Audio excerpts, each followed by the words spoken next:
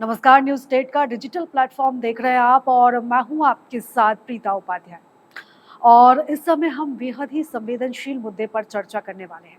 अब तक आपने लव जिहाद के बारे में ज़रूर सुना होगा, लेकिन अभी इस समय ड्रग जिहाद को लेकर भी चौंकाने वाले खुलासे हो रहे हैं। ड्रग जिहाद का जो मामला है, वो लगातार बढ़ता जा रहा है।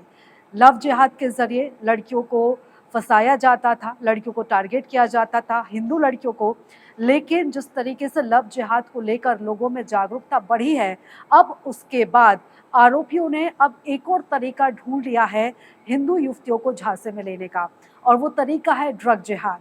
दरअसल यासिन नाम का ये जो आरोपी गिरफ्तार हुआ है, जब पुलिस इससे पूछताछ कर रही है तो कई चौंकाने वाले खुलासे हुए हैं। मध्य प्रदेश का भोपाल, राजधानी भोपाल इस समय एक तरह से ये कह सकते हैं कि हब बन चुका है इन गिरोहों का।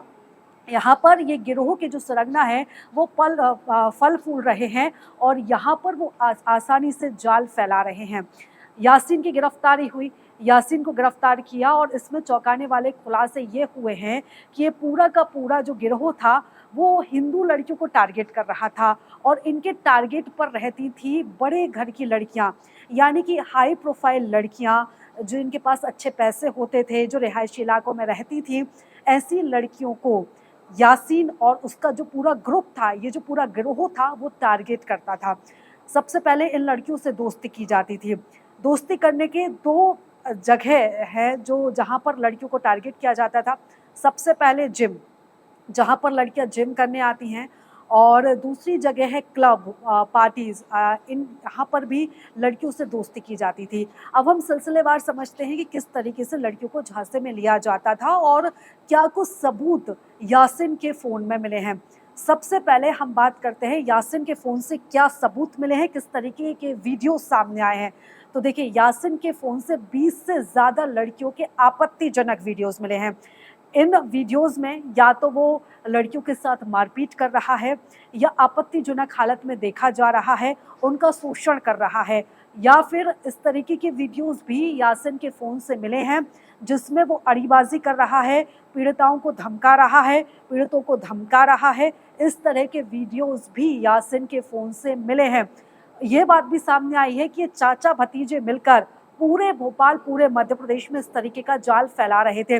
और ना सिर्फ भोपाल, ना सिर्फ मध्य प्रदेश, बल्कि दुबई से तक इनके तार जुड़े हुए थे और इन पैसों से जाकर ये दुबई में अय्याशी करते थे। दुबई में इन लोगों ने 2 फ्लैट भी लेके रखे थे। एक तरह से दुबई को अय्याशी का अड्डा बनाकर रखा था।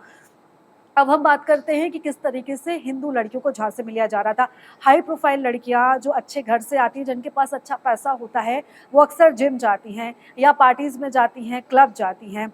एक तरह से कह सकते हैं उनको हैंग आउट करना पसंद है, और इसी वजह से और इसी यही कारण है कि इनको आसानी होती थी ऐसी लड़कियों से दोस्ती करने में। जिम में आजकल वज़न घटाने का भी एक नया ट्रेंड है। लड़कियां हर तरह के सप्लीमेंट्स लेती हैं कि कैसे भी उनका वज़न कम हो जाए। तो वज़न कम करने के लिए वो कुछ ऐसी दवाइयाँ देते थे, कुछ ऐसी टैबलेट देते थे, कुछ ऐसा ड्रग देते थे कि लड़कियों को उनकी आदत हो जाती थी और फिर वो वही करती हैं जो जिम ट्रेनर उनसे करने के लिए कहता है।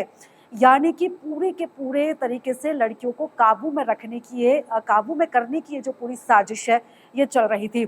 दूसरी अगर हम बात करें क्लब की, तो क्लब में लड़कियों को फ्री में पहले ड्रग दिया जाता था। 1 बार, 2 बार, 3 बार, 4 बार, और जब लड़कियां इस ड्रग की आदी हो जाती थी, जब वो पूरी तरीके से अपना जो कह सकते हैं मानसिक संतुलन खो बैठती थी, या उनके ऊपर काबू करना बहुत आसान होता था, ऐसी स्थिति में उनके साथ ये आरोपी रेप करते थे। और ना सिर्फ रेप करते थे, बल्कि उनका वीडियो बनाते थे, फिर इसके बाद उन्हें ब्लैकमेल करते थे, यहाँ तक कि इन लड़कियों को जाल में फंसाकर इनके वीडियोज़ के ज़रिए इन्हें ब्लैकमेल करके स्मगलिंग भी जो है वो करवाई जाती थी ऐसी लड़कियों से। और उसके बाद इन्हें फिर अलग-अलग जगह जिस्म फ़रोशी के लिए भेजा भी जाता था, या कह सकते हैं कि एक तरह से धंधे में इनको धकेलने का काम किया जाता था। और ये जो पूरा गिरोह था इस तरह से भी काम करता था कि जैसे लड़कियों से दोस्ती की, और उसके बाद उनसे जुड़ी भी हुई भी जो अन्य लड़कियां जो उनकी फ्रेंड्स हैं, उनसे भी धीरे-धीरे संपर्क बनाते थे और धीरे-धीरे उन्हें भी जाल में ले लेते थे। पहले फ्री में लत लगाते थे और फिर जब उन लड़कियों को लत लग जाती थी, जब उन्हें उन ड्रग्स की आदत लग जाती थी, तो फिर वो वही करवाते थे जो वो चाहते थे और इस तरीके से बड़ी संख्या में हिंदू लड़कियों को टारगेट किया जा रहा था। लव जिहाद के बाद ड्रग जिहाद का ये रैकेट जिसका पर्दाफाश हुआ है, यासीन को अभी गिरफ्तार किया गया है, उससे पूछताछ की जा रही है और इसके बाद कई चौंकाने वाले खुलासे होंगे। दरअसल आपको राजधानी भोपाल का एक मामला याद होगा जहां पर बड़ी संख्या में हिंदू लड़कियां जो थी वो सामने आई थी। टीआईटी कॉलेज का भी मामला जुड़ा था, क्लब 90 का भी मामला जुड़ा था। अब इस मामले में ये भी अपडेट है कि क्लब 90 के संचालक को गिरफ्तार कर लिया है, यानी कि क्लब्स तक ये पूरे फैला हुआ था इनका पूरा गिरोह, जिम में ये लड़कियां टारगेटेड थी।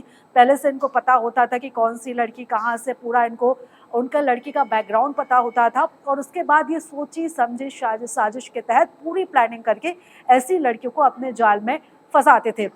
लेकिन सबसे बड़ी बात यह है कि इसमें जागरूकता की बेहद कमी देखी जा रही है और इसी वजह से इस तरीके के मामले लगातार बढ़ रहे हैं।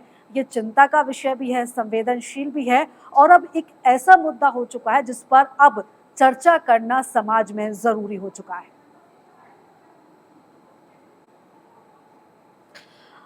और इस मामले में सबसे बड़ी बात यह है कि जो लड़कियां आपस में इनकी दोस्त बन जाती हैं और आसानी से इनके झांसे में आ जाती हैं, उनके साथ तो करना बेहद आसान होता है क्योंकि जब फ्री में ड्रग दिया जाता है, एक बार नहीं, 2 बार नहीं, 3 बार नहीं, तो चौथी बार में लत लग ही जाती है। लेकिन कई बार ऐसा होता है कि लड़कियां इतनी आसानी से इनके झांसे में नहीं आती, तो फिर ये दूसरा तरीका अपनाते हैं। दूसरा तरीका ये होता है कि फिर ऐसी लड़कियों को धोखे से ड्रग दिया जाता है, धोखे से टैबलेट दी जाती है। अगर मान लो लड़की जिम में है, तो उनसे कहा जा रहा है कि आप ये टैबलेट खाइए, आप ये ड्रग लीजिए, इससे आपका जो वज़न है वो कम होगा, आपकी हेल्थ अच्छी होगी, आपकी बॉडी को न्यूट्रिशंस मिलेंगे। तो लड़कियां इतनी अभी इस तरीके से वज़न कम करने को लेकर इतना सोचती हैं, इस होड़ में हैं कि वो आसानी से इनकी बात मान जाती हैं और धीरे-धीरे उनको ये लत लग जाती है। लड़कियां नहीं भी चाहती तो भी, ना चाहते हुए भी वो इस तरह के झांसे में फँस जाती हैं। वहीं अगर क्लब की बात करें, अगर दोस्त हैं आपस में तो फिर तो आसान है और अगर मान लो नहीं है दोस्त और वो नहीं ड्रग लेना चाहती, नहीं किसी भी तरह का नशा करना चाहती, तो धोखे से उनकी जो ड्रिंक है उसमें ये दवाई मिला दी जाती है, जिससे उनको जो बुरी तरह से जो आदत है वो उस चीज़ की लग जाती है। और वहीं सबसे बड़ी बात ये है कि इस मामले में एक और ये बड़ा खुलासा हुआ है कि ये जो धर्म विशेष के लड़के हैं, ये लड़कियों से दोस्ती करते हैं, उनको फँसाते हैं, लेकिन ये लड़कों से भी दोस्ती करते हैं।